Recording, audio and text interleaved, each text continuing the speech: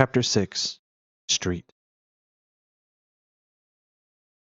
If I had been astonished at first catching a glimpse of so outlandish an individual as Queequeg circulating among the polite society of a civilized town, that astonishment soon departed upon taking my first daylight stroll through the streets of Bedford.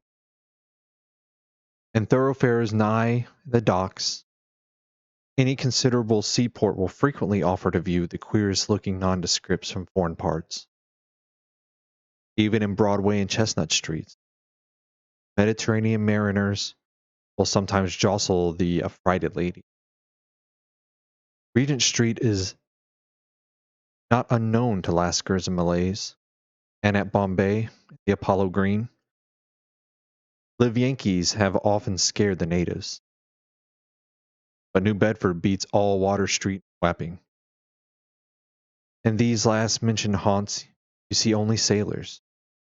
But in New Bedford, actual cannibals start chatting at street corners. Savages outright, many of whom yet carry on their bones unholy. It makes a strange here. But besides the Fijians, Tongatabors, Aramingoans, Nagians, and Brigands, beside the wild specimens of the whaling craft, which unheeded reel about the street, you will see other sights still more curious, certainly more comical. There weekly arrive in this town scores of green Vermonters, New Hampshire men, all athirst for gain and glory in the fishing. They are mostly young, of stalwart frames, fellows who have felled forests, and now seek to drop the axe and snatch the whale lance. Many are as green mountains they came. And some things you think them but a few hours old. Look there, that chap strutting round the corner. He wears a beaver hat and swallow-tailed coat, girdled with a sailor belt in his sheath. Here comes another with sou'wester and a bombazine cloak.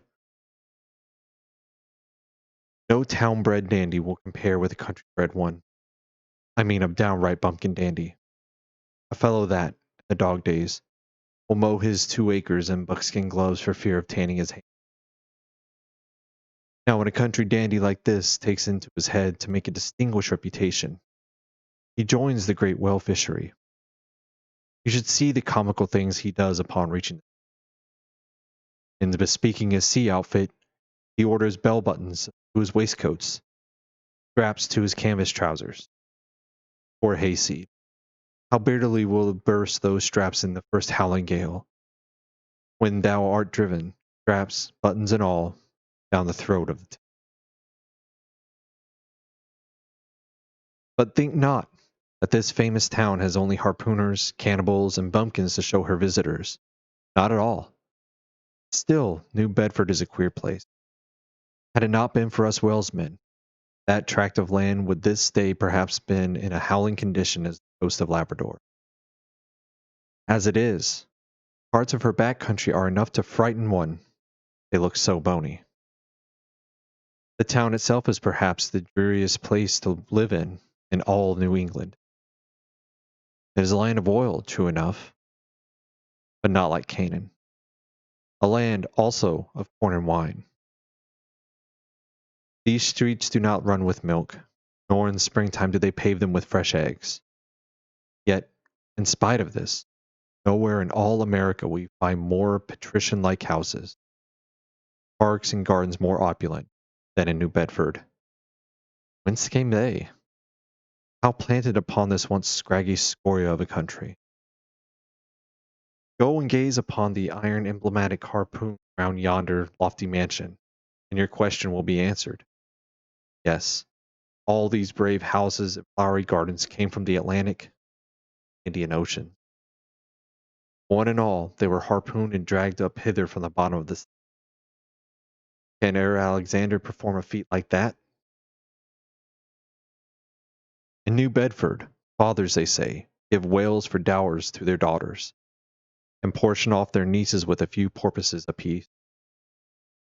You must go to New Bedford to see a brilliant wedding, for, they say, they have reservoirs of oil in every house, and every night recklessly burn their links in spermaceti can. In summertime, the town is sweet to see, full of fine maples, long avenues of gold. And in August, high in air, the beautiful and bountiful horse chestnut, candelabra-wise, protect the passerby, their tapering upright cones of congregated blossoms. So omnipotent in art, which in many a district of New Bedford has superinduced bright terraces of flowers upon the barren refuse rocks thrown aside at creation's final day.